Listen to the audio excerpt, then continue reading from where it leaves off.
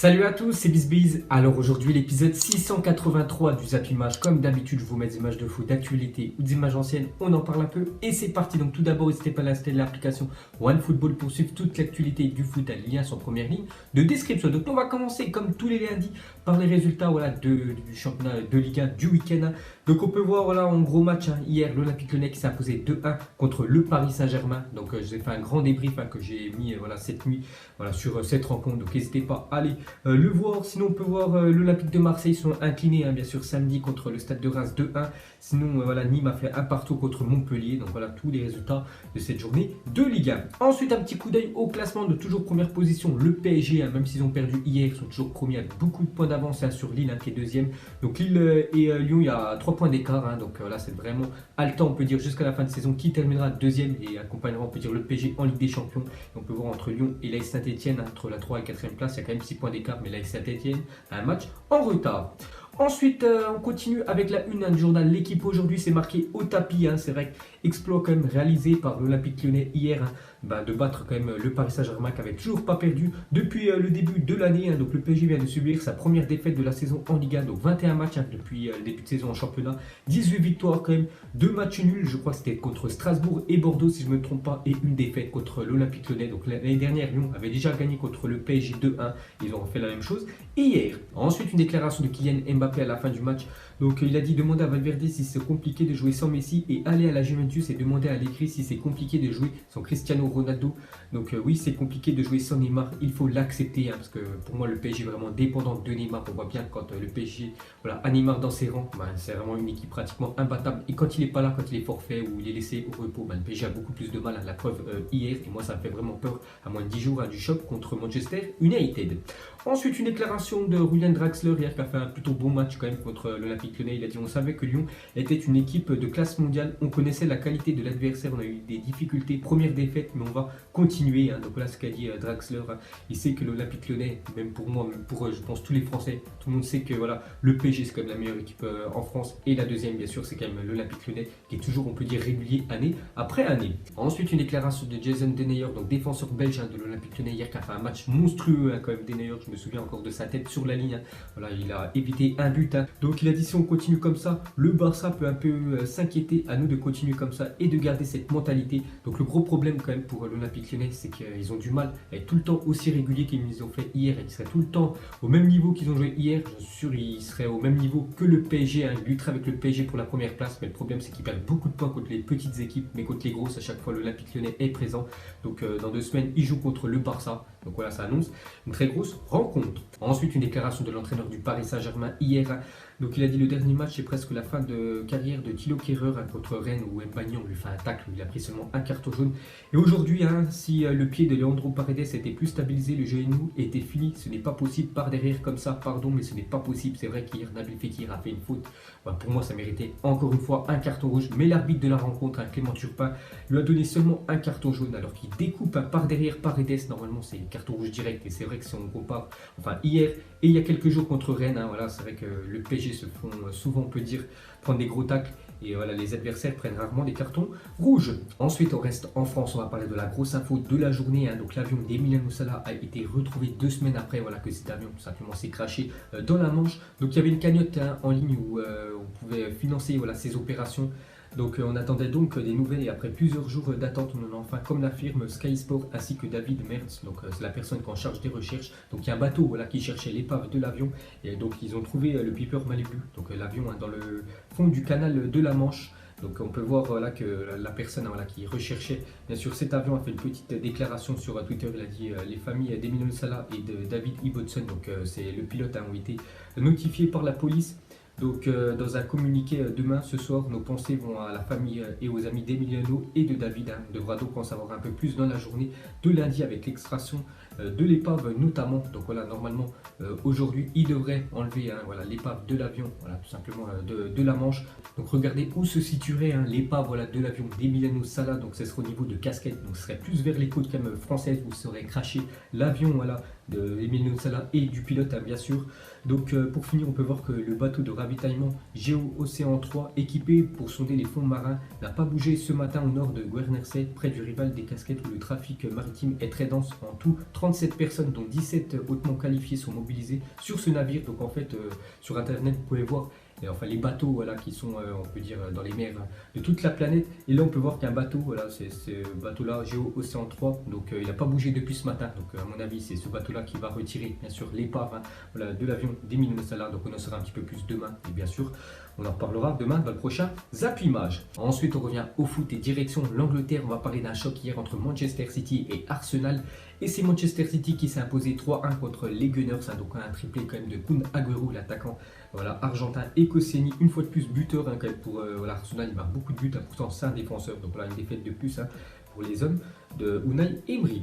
Ensuite, on revient sur Sergio Agüero cette saison en première ligue. Donc 21 matchs depuis le début de saison, 14 buts quand même pour Kun Agüero et 6 passes décisives. Donc c'est vraiment des très belles stats pour l'attaquant argentin. Et pour finir avec lui, donc il y a quelques jours, il avait ouvert le score contre Newcastle après 23 secondes de jeu. Donc je crois que c'était le but le plus rapide de la première ligue cette année. Et hier, il a quand même marqué le premier but de la rencontre contre Arsenal au bout de 48 secondes. Donc il a inscrit quand même les 2 buts les plus rapides cette année en première ligue. Et pour finir sur cette rencontre, donc en 12 rencontres, Pep Guardiola n'a jamais perdu dans sa carrière face à Unai Emery. Donc en tout, ces deux voilà, entraîneurs se sont rencontrés 12 fois et Pep Guardiola avec ses équipes a toujours gagné quasiment, parce que 8 victoires et 4 matchs nuls. Donc ils se sont rencontrés hier et souvent avant que Unai Emery entraînait Séville et Pep Guardiola le FC Barcelone. Ensuite, on continue avec un autre match hier, c'était Manchester United qui se déplaçait à Leicester. Et une victoire de plus pour Manchester United, 1-0 grâce à Marcus Rashford, une passe D de Paul Pogba. Donc ils ont un peu galéré, donc ils ont gagné, mais ils ont vraiment galéré à Leicester. Donc Manchester United revient à 2 points de la 4e place. Donc c'est vraiment costaud quand même ces dernières semaines Manchester United, depuis tout simplement le changement d'entraîneur, parce que 9 sur 10 pour Manchester United depuis l'arrivée de Solskjaer. Donc c'est quand même des stats quand même incroyables. Ils vont être gonflés à bloc pour bientôt l'arrivée du Paris Saint-Germain en Ligue des Champions. Ensuite, pour continuer avec United, donc une déclaration de Lukaku, l'attaquant belge. Donc il a dit: le match face à Paris, oui, le PSG est favori, mais on va arriver bien préparé et voir ce qui se passera sur le terrain. Donc il y a pratiquement un mois, les gars, quand j'avais fait des pronos, j'avais dit que pour moi le PSG c'était quasiment sûr à 85% qu'ils allaient passer contre Manchester United, mais ça a bien changé depuis, parce que Manchester United ça va beaucoup mieux et le PSG a quand même perdu Neymar. On sait que le PSG dépend de Neymar, ils sont vraiment dépendants à la star brésilienne. Donc maintenant c'est quasiment du 50-50 parce que Manchester ça joue très bien, en espérant quand même que l'équipe parisienne passe en quart de finale. Et pour finir avec l'équipe voilà, de Manchester, donc Marcus Rashford a été élu meilleur joueur de Manchester United en janvier. Donc félicitations à l'attaquant anglais qui a marqué un but hier. Et pour finir avec la première ligue, un petit coup d'œil au classement. Donc toujours première position Liverpool, deuxième Manchester City, donc il y a 2 points d'écart. Donc ce soir Liverpool se déplace à West Ham, donc dernier match de cette journée de première ligue, et Manchester United, grâce à leur victoire contre Arsenal, tout simplement ils passent devant eux. Ensuite on quitte l'Angleterre direction l'Espagne. On va commencer avec le Real Madrid qui jouait hier soir contre Alaves, et une belle victoire du Real Madrid 3-0, un but de Benzema, un but de Vinicius Junior et un but de Mariano Diaz. Donc voilà, le Real Madrid fait le plein, on peut dire, avant le Classico mercredi contre le Barça. Ensuite, on revient sur Karim Benzema. Donc à ces temps-ci, Benzema ultra forme, parce que regardez quand même ses stats, la grande forme de Benzema. Ces 4 derniers matchs, c'est quand même 6 buts pour Benzema. Donc hier encore buteur contre Alaves. Donc continue avec lui. Donc Benzema a marqué lors de ses 4 derniers matchs officiels avec le Real Madrid, soit sa meilleure série depuis janvier 2017. Donc ça fait 2 ans qu'il n'avait pas fait 4 matchs consécutifs en marquant à chaque fois un but. C'est pour vous dire voilà, qu'il est en très bonne forme avant les matchs très importants du Real Madrid. Parce que regardez quand même le programme du Real Madrid pour ce mois de février. Donc déjà le Barça dans quelques jours, l'Atlético aussi quelques jours plus tard. Il y aura la double confrontation contre l'Ajax Amsterdam. Voilà, en Ligue des Champions, il y aura aussi le Barça, un coup en Coupe du Roi, un autre coup en Liga. Donc voilà, c'est quand même un sacré programme pour le Real Madrid pour ce mois de février. Ensuite, on continue avec l'autre équipe à Madrid, donc l'Atlético qui se déplace au Betis Séville et défaite de l'Atlético 1-0. Donc c'est quand même leur première défaite depuis le 1er septembre 2018. Ça faisait quasiment 5 mois qu'ils n'avaient pas perdu en Liga, l'Atlético. Donc voilà, c'est Canales sur penalty qui a donné la victoire au Betis Séville.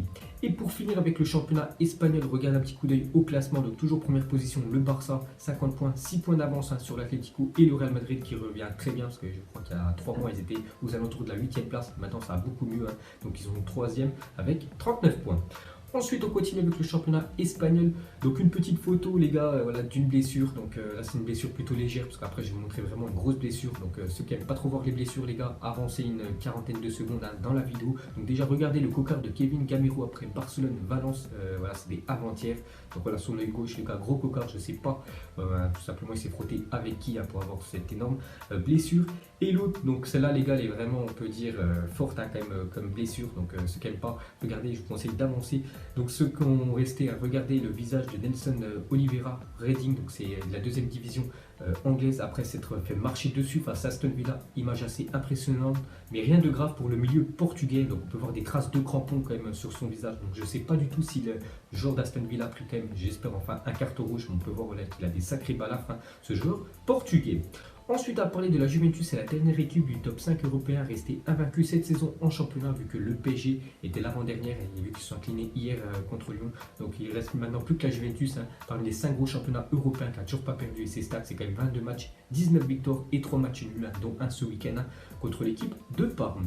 Ensuite, selon Mondo Deportivo, Mathis Delaï, donc Ajax souhaite absolument rejoindre le FC Barcelone l'été prochain. Donc le jeune défenseur central hollandais serait même disposé à revoir son salaire à la baisse pour signer chez le club catalan et rejoindre son ancien collègue, on peut dire, Frankie de Jong. Ensuite, des nouvelles de Timothy Weah qui a été prêté cet hiver du côté du Celtic Glasgow hein, par le Paris Saint-Germain. Donc depuis son arrivée au Celtic en prêt cet hiver, il a fait 5 matchs, une fois titulaire, 143 minutes jouées, hein, donc c'est pas beaucoup, mais il a été beaucoup de fois décisif. Parce qu'il a quand même déjà marqué 3 buts hein, en une fois titulaire et une passe décisive, hein, donc décisive toutes les 36 minutes hein, pour le jeune attaquant et pépite hein, de l'équipe parisienne. Ensuite, à parler de Kagawa, le japonais, hier qui a fait ses débuts avec le Beşiktaş, n'oubliez pas qu'il a été transféré hein, cet hiver du côté voilà, du club turc.